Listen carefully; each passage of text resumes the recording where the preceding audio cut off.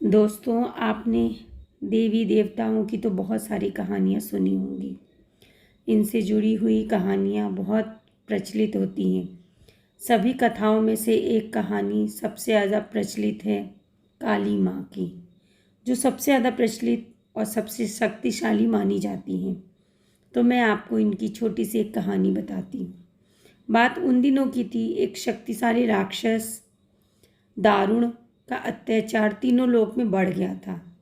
तीनों लोकों में सभी इसको बहुत परेशान करते थे। सारी देवता देवी लोग दारुण के हाथों मात खा चुके थे। वो लोगों को बहुत ही ज़्यादा परेशान करता था और अपना अत्याचार दिन पे दिन बढ़ाता रहता था। दारुण को वरदान मिला था कि उसकी मृत्यु एक स्त्री के हाथों हो सकती है। इस कारण सभी देवता देवी लोग हाथ जोड़कर ब्रह्मा जी के पास पहुँचे और उन्होंने बोला कि हे प्रभु, अब आप ही बताइए। सारी देवी देवता लोग तो इससे हार चुके हैं। अब आपसे प्रार्थना करते हैं कि आप ही कोई समाधान निकालें। इसके बाद ब्रह्मा जी ने एक स्त्री का रूप लिया और दारुण से युद्ध करने का चल गए, लेकिन वो युद्ध में इस असुर से हार गए। अब उसको ये समझ में नहीं आया कि वो उनके हाथों कैसे हारे।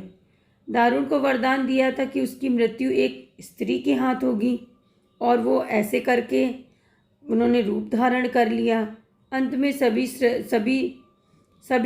देवी देवता ब्रह्मा जी से शिव जी के पास गए और प्रार्थना की, हे कि प्रभु, ब्रह्मा देवता तो हार चुके हैं, अब आप ही कुछ कराइए और आप ही इसका कुछ उपचार कर सकते हैं। इसके बाद सब लोगों ने उसका इशारा समझा और सोचा कि अब क्या हो सकता है, हमको इसका तो हल निकालना पड़ेगा। ब्रह्मा जी ने भगवान शिव के पास गए और प्रार्थना की कि आप ही कुछ करिए प्रभु। उसका इशारा समझते हुए माता पार्वती ने अपनी शक्ति का एक अंश निकाला और एक चमकता हुआ तेज था। जैसे ही देखते भगवान शिव के नीलकंठ होते हुए उनके शरीर में वो शक्ति प्रवेश कर गई। इसके बाद भगवान शिव ने अपनी तीसरी आँख खोली और तीनों लोक में थर थर सारे लोग कांपने लगे। भगवान शिव की आँख खुलने के बाद वह शक्ति उस आँख से बाहर निकली। उसे देखकर सारे देवी देवताएं बहुत घबरा गए। सबने उसको प्रणाम किया।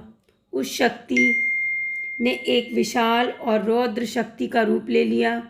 उसका रंग काला गहरा, जुबान खून जैसी लाल थी, जैसे चेहरे पर आग सा तेज था और माथे पर तीसरी आँख भी थी।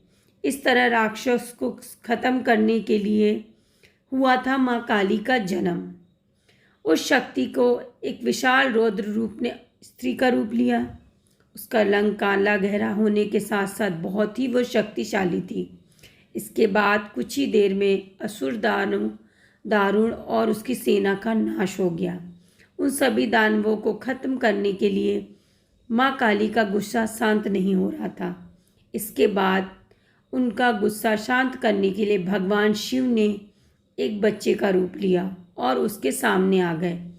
भगवान शिव का रूप देखते ही माँ काली को लगा, अरे ये बच्चा कैसा है, और उन्होंने उसको गोद में उठा लिया और धीरे धीरे माँ काली का गुस्सा शांत हो गया। इस प्रकार माँ काली का जन्म हुआ और सारे लोगों का कल्याण भी माँ काली ने ही किया। तो दोस्तों, अगर आपको ये मोटिवेशनल स्टोरी अच्छी लगी हो और आपको ये शॉर्ट स्टोरी अच्छी लगी हो तो आप इसको ज़रूर सुनें और इसको एंजॉय करें। Thank you so much.